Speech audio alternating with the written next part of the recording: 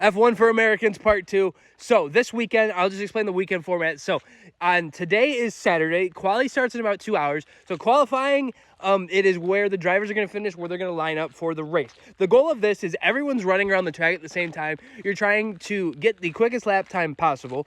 And how this works is qualifying is separated into 3 sections. It's going to be Q1, Q2, and Q3. Q1 is first, Q3 is last. So during Q1, it's all 20 cars going at the same time, not the same time, but everyone's running essentially simultaneously, trying to get the quickest lap time possible. And what you want to do with this is pretty much to make sure you don't finish bottom 5. If you finish bottom 5, say one person completed the track in 2 minutes, one person completed the track in 1 minute and 59 seconds. Pretty much anywhere in between there, you'd be fine. But if you finish, say, like 2 minutes and higher, those are the last 5 cars. Those are the top 15 or the bottom 5 cars. You would be out. So it's essentially like a knockout round. And then it's the same thing for the second thing. Then there's 15 cars left. They knock 5 more cars out with the 5 lowest times.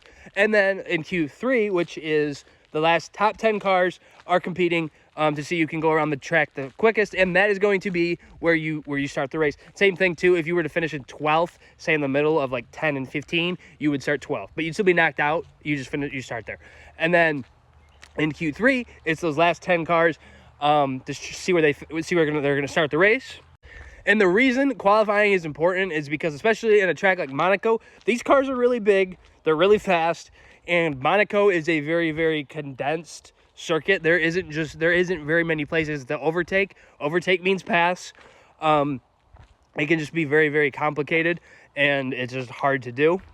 So in terms of qualifying, where you qualify is generally where you're going to end up for the race. If you don't have a good qualifying session, if you're not, first or second row on the grid is where all the cars are. First or second row is either position 1, 2, 3, or 4. The grid is shaped up into 10 slots, and it goes like, depending on the circuit, the side can switch if you're left side or right side. And the way the weekend is spanned out is you have your practice sessions. On Friday, you have 2 practice sessions. On Saturday, you have 1 practice session and the qualifying, and then on Sunday, you have a race. That's just a normal race weekend. It can change.